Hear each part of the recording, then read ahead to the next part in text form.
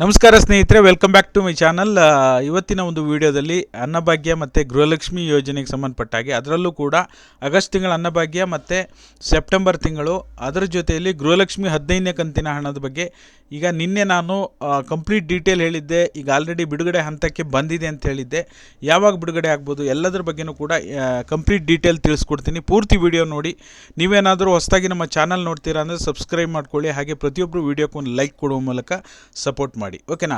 ಮೊದಲನೇದಾಗಿ ಹೇಳಬೇಕು ಅಂದರೆ, ನಿನ್ನೆ ನಾನು ಅಕ್ಟೋಬರ್ ತಿಂಗಳ DBT ಸ್ಟೇಟಸನ್ನು ಅಕ್ಟೋಬರ್ ತಿಂಗಳ ಗೃಹಲಕ್ಷ್ಮಿ ಅರ್ಜಿ ಸ್ಟೇಟಸನ್ನು ಚೆಕ್ ಮಾಡಿದಾಗ, ಯಾರೋ ನಮ್ಮ ವೀಕ್ಷಕರದೊಬ್ಬರದು ಚೆಕ್ ಮಾಡಿ ನೋಡಿದಾಗ ಪುಷ್ ಟು DBT ಇದೆ, ಇದು ಕೊನೆಯ ಹಂತಕ್ಕೆ ಬಂದಿದೆ ಅಂತ ನಿಮಗೆ ಹೇಳಿದ್ದೆ, ಓಕೆನಾ. ಅದಾದ ನಂತರ ಆ ವಿಡಿಯೋ ಮಾಡಿದ ನಂತರ ಸಾಕಷ್ಟು ಜನ ಕಮೆಂಟ್ ಮಾಡಿ ಕೇಳ್ತಾನೇ ಇದ್ದೀರಾ, ಸರ್ ಇದು ನಮಗೆ ಲಿಂಕ್ ಕಳಿಸಿ, ನಾವು ಸ್ಟೇಟಸ್ ಚೆಕ್ ಮಾಡೋದಕ್ಕೆ ಲಿಂಕ್ ಕಳಿಸಿ ಅಂತ. ಆನ್ಲೈನ್ನಲ್ಲಿ ನಿಮಗೆ ಗೃಹಲಕ್ಷ್ಮಿ ಅರ್ಜಿ ಸ್ಟೇಟಸ್ ಚೆಕ್ ಮಾಡಲಿಕ್ಕೆ ಯಾವುದೇ ಲಿಂಕು ಕೂಡ ಇಲ್ಲ, ಓಕೆನಾ. ಪ್ರೆಸೆಂಟಲ್ಲಿ ನೀವೇನಾದರೂ ನಿಮಗೆ ಬಾಕಿ ಕಂತು ಬರೋದಾಗಿರ್ಬೋದು, ಅಥವಾ ಗೃಹಲಕ್ಷ್ಮಿ 15ನೇ ಕಂತು ಬರೋದಾಗಿರ್ಬೋದು, 14ನೇ ಕಂತು ಇನ್ನೂ ಕೂಡ ಬಂದಿಲ್ಲ ಅಂದರೆ, ಓಕೆನಾ, ಇನ್ನೂ ಕೂಡ 5-6 ಲಕ್ಷ ಜನರಿಗೆ 14ನೇ ಕಂತು ಕೂಡ ಬಂದಿಲ್ಲ. ಅವರು ಕೂಡ ತಪ್ಪದೆ 14ನೇ ಕಂತು ಬರದೇ ಇರೋರು ತಪ್ಪದೆ ನಿಮ್ಮ ಗೃಹಲಕ್ಷ್ಮಿ ಅರ್ಜಿ ಸ್ಟೇಟಸನ್ನು ಚೆಕ್ ಮಾಡಬೇಕು. ಯಾಕೆ ಅಂದರೆ, ಈಗ ಆಲ್ರೆಡಿ ರೇಷನ್ ಕಾರ್ಡು ಕಳೆದ ವಾರ ಪರಿಷ್ಕರಣೆ ಆದಾಗ ಕೆಲವ್ರದ್ದು BPL ಇಂದ APLಗೆ ಕನ್ವರ್ಟ್ ಆಗಿರೋದ್ರಿಂದ ಆ ಕಾರಣದಿಂದ ನಿಮಗೆ ಡಿಲೇ ಕೂಡ ಆಗುವಂಥ ಸಾಧ್ಯತೆ ಇದೆ. ಅಂಥವರಿಗೆ ಗೃಹಲಕ್ಷ್ಮಿ 15ನೇ ಕಂತು ಕೂಡ ಬರೋದು ಲೇಟ್ ಆಗುತ್ತೆ, ಓಕೆನಾ. ಹಾಗಾಗಿ ನಾನು ನಿಮಗೆ ರಿಕ್ವೆಸ್ಟ್ ಮಾಡ್ತಾಯಿದ್ದೀನಿ, ಯಾರ್ಯಾರಿಗೆ 14ನೇ ಕಂತು ಬಂದಿಲ್ಲ, ಇಲ್ಲಿ ಅಕ್ಟೋಬರ್ ಬದಲು ಸೆಪ್ಟೆಂಬರ್ ಇರುತ್ತೆ, ಈ ರೀತಿ ಇರುತ್ತೆ.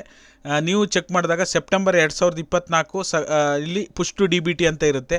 ಪುಷ್ ಟು DBT ಅಂತ ಇತ್ತು ಅಂದರೆ ನೀವೇನು ವರಿ ಮಾಡುವಂಥ ಅಗತ್ಯ ಇಲ್ಲ. ಖಂಡಿತವಾಗ್ಲೂ ನೀವು ವೆಯ್ಟ್ ಮಾಡಿ. ಖಂಡಿತವಾಗ್ಲೂ ನಿಮಗೆ 14ನೇ ಕಂತು ಇನ್ನೂ ಬಂದಿಲ್ಲ ಅಂದರೆ, ಇವತ್ತು ಕೂಡ ಸಾಕಷ್ಟು ಜನರಿಗೆ ಗೃಹಲಕ್ಷ್ಮಿ 14ನೇ ಕಂತು ಯಾರ್ಯಾರಿಗೆ ಬಂದಿರಲಿಲ್ಲ, ಪೆಂಡಿಂಗ್ ಇತ್ತು, ಅವರೆಲ್ಲರಿಗೂ ಬಿಡುಗಡೆ ಆಗ್ತಾಯಿದೆ. ಇವತ್ತು ಕೂಡ ಸಾಕಷ್ಟು ಜನ ಕಮೆಂಟ್ ಮಾಡಿ ತಿಳಿಸಿದ್ರಿ. ಈ ವಿಡಿಯೋದಲ್ಲೂ ಕೂಡ ಕಮೆಂಟ್ ಮಾಡಿ ನಿಮಗೆ ಗೃಹಲಕ್ಷ್ಮಿ 14ನೇ ಕಂತು ಬಂದಿದೆಯಾ ಇಲ್ವಾ ಅಂತ, ಓಕೆನಾ. ಇದು ನಿಮಗೆ ಗೃಹಲಕ್ಷ್ಮಿ ಯೋಜನೆ ಹಣಕ್ಕೆ ಸಂಬಂಧಪಟ್ಟ ಹಾಗೆ ಈಗ ಏನಾಗಿದೆ ಅನ್ನೋದ್ರ ಬಗ್ಗೆ ತಿಳಿಸಿದ್ದೀನಿ. ಅನ್ನಭಾಗ್ಯ ಯೋಜನೆ ನೋಡ್ತಾ ಇರ್ಬೋದು ನೀವು ಸ್ಕ್ರೀನಲ್ಲಿ. ಹೌದು, ಜಮಾ ಆಗಿದೆ ಅಂತ 62% ಜನ ವೋಟ್ ಮಾಡಿದ್ದಾರೆ. ಇನ್ನೂ ಜಮಾ ಆಗಿಲ್ಲ ಅಂತ 38% ಜನ ವೋಟ್ ಮಾಡಿದ್ದಾರೆ. ಆಗಸ್ಟ್ ತಿಂಗಳ ಅನ್ನಭಾಗ್ಯ ಅರ್ಧದವರೆಗೂ ಫಾಸ್ಟಾಗಿ ಜಮಾ ಆಯಿತು, ಅಂದರೆ 62%ವರೆಗೂ ಅಬೌವ್ 60%ವರೆಗೂ ಕೂಡ ಫಾಸ್ಟಾಗಿ ಜಮಾ ಆಯಿತು. ಬಟ್ ಆದರೆ ಅಲ್ಲಿಂದ ಸ್ವಲ್ಪ ಮುಂದೆ ಸ್ಲೋ ಆಗ್ತಾಯಿದೆ. ಇದ್ರ ಬಗ್ಗೆ ಆಹಾರ ಇಲಾಖೆಯಿಂದ ಕ್ಲಾರಿಟಿ ಸಿಕ್ಕಿದೆ. ಏನಪ್ಪ ಅಂದರೆ, ಯಾರ್ಯಾರಿಗೆ ಆಗಸ್ಟ್ ತಿಂಗಳ ಹಣ ಪೆಂಡಿಂಗ್ ಇದೆ ಅವರಿಗೆ ಆಗಸ್ಟ್ ಮತ್ತು ಸೆಪ್ಟೆಂಬರ್ 2 ಒಟ್ಟಿಗೆ ಇನ್ನೊಂದು 2-3 ದಿನದಲ್ಲೇ ಬಿಡುಗಡೆ ಮಾಡ್ತೀವಿ ಅಂತೇಳಿ ಆಹಾರ ಇಲಾಖೆಯಿಂದ ಬಹಳ ಮುಖ್ಯವಾದ ಮಾಹಿತಿ ಬಂದಿದೆ. ಖಂಡಿತವಾಗ್ಲೂ ಕೂಡ ಇದು ಗುಡ್ ನ್ಯೂಸ್ ಅಂತಲೇ ಹೇಳ್ಬೋದು. ಏನೂ ಪ್ರಾಬ್ಲಮ್ ಇಲ್ಲ, ಖಂಡಿತವಾಗ್ಲೂ ಬಿಡುಗಡೆ ಮಾಡ್ತಾರೆ, ಓಕೆನಾ. ಈಗ ನಾನು ಗೃಹಲಕ್ಷ್ಮಿ ಅರ್ಜಿ ಸ್ಟೇಟಸನ್ನು ಚೆಕ್ ಮಾಡಿಸಿ ನಿಮ್ಮ ಮುಂದೆನೇ ಇಟ್ಟಿದ್ದೇನೆ. ಅಕ್ಟೋಬರ್ ತಿಂಗಳದ್ದು ಆಲ್ರೆಡಿ ಪುಷ್ ಟು DBT ಇರೋದ್ರಿಂದ ನಾನು ಕಳೆದ ಬಾರಿ ಗೃಹಲಕ್ಷ್ಮಿ ಯೋಜನೆ 13ನೇ ಕಂತಿದ್ದಾಗಲೂ ಸಹ ಯಾರೋ ಥರನೋ ತರಿಸಿ ಈ ಥರ ಚೆಕ್ ಮಾಡಿಸಿದ್ದೆ. ನಮ್ಮ ವೀಕ್ಷಕರದ್ದೇ ಚೆಕ್ ಮಾಡಿಸಿದಾಗ ಅವರು ಕೂಡ ಇದೇ ರೀತಿ ಪುಷ್ ಟು DBT ಇತ್ತು. ಪುಷ್ ಟು DBT ಇದ್ದು ಇನ್ನೇನು ಒಂದು 2-3 ದಿನದಲ್ಲೇ ಹಣ ಬಿಡುಗಡೆ ಆಗೋಕ್ಕೆ ಶುರುವಾಯಿತು, ಓಕೆನಾ. ಪುಷ್ ಟು DBT ಅಂತ ತೋರಿಸ್ತಾ ಇದ್ದಾಗ ಅವರು ಕಳಿಸಿದ ಒಂದು 2-3 ದಿನಕ್ಕೆ ಹಣ ಬಿಡುಗಡೆ ಆಗೋಕ್ಕೆ ಶುರುವಾಯಿತು. ಈಗ ಏನೇ ಪ್ರಾಬ್ಲಮ್ ಇದ್ದರೂ ಕೂಡ ಹಣದ ಕೊರತೆ ಇಲ್ಲ. ಹಣ ಆಲ್ರೆಡಿ ಮಹಿಳಾ ಮತ್ತು ಮಕ್ಕಳ ಅಭಿವೃದ್ಧಿ ಇಲಾಖೆಗೆ ಬಂದಾಗಿದೆ. ನಿಮ್ಮೆಲ್ಲರ ಖಾತೆಗೆ ಬಿಡುಗಡೆ ಮಾಡಲಿಕ್ಕೆ ಅದೇನೋ ಸರ್ವರ್ ಸಮಸ್ಯೆ ಇದೆ. 14 ಡಿಸ್ಟಿಕ್ಗಳು ಅವರ ಸರ್ವರ್ನಲ್ಲಿ ಇನ್ನೂ ಡಿಸ್ಪ್ಲೇ ಆಗ್ತಾಯಿಲ್ಲ.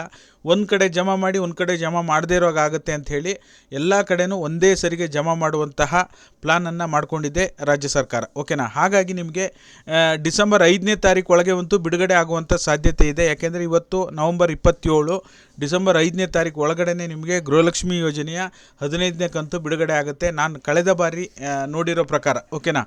ಹಾಗಾಗಿ ಅನ್ನಭಾಗ್ಯ ಯೋಜನೆಗೆ ಸಂಬಂಧಪಟ್ಟ ಹಾಗೆ ಆಗಸ್ಟ್ ಮತ್ತು ಸೆಪ್ಟೆಂಬರ್ ತಿಂಗಳ ಹಣ ಎರಡೂ ಒಟ್ಟಿಗೆ ಬಿಡುಗಡೆ ಆಗುತ್ತೆ. ಯಾವುದೇ ಪ್ರಾಬ್ಲಮ್ ಇಲ್ಲ, ಯಾರ್ಯಾರಿಗೆ ಬಂದಿಲ್ಲ ಇನ್ನೂ, ಓಕೆನಾ.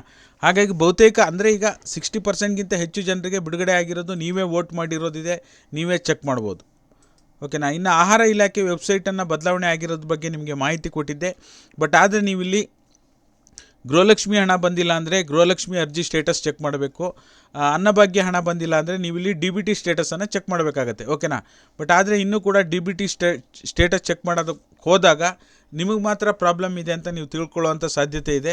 ಈ ಪೇಜ್ವರೆಗೂ ಓಪನ್ ಆಗುತ್ತೆ. ಇಲ್ಲಿ ನೀವು ಸ್ಟೇಟಸ್ ಆಫ್ DBT ಅಂತ ಕ್ಲಿಕ್ ಮಾಡಿದಾಗ ಈ ರೀತಿ ಸರ್ವರ್ ಎರರ್ ಅಂತ ಬರುತ್ತೆ. ನೀವು ಸಹಜವಾಗಿ ನಿಮಗೆ ಅನಿಸುತ್ತೆ ಅಯ್ಯೋ ನಮ್ಮದೇ ಏನೋ ಪ್ರಾಬ್ಲಮ್ ಆಗಿದೆ ಅಂತ.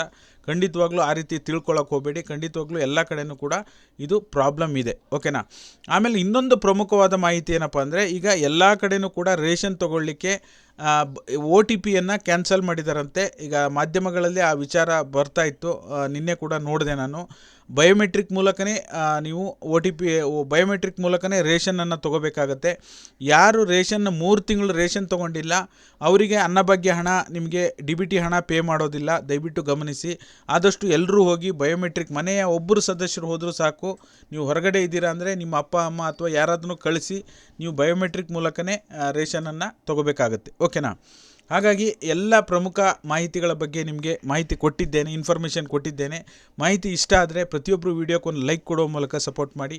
ನೀವೇನಾದರೂ ಹೊಸದಾಗಿ ನಮ್ಮ ಚಾನಲ್ ನೋಡ್ತೀರಾ ಸಬ್ಸ್ಕ್ರೈಬ್ ಮಾಡ್ಕೊಳ್ಳಿ.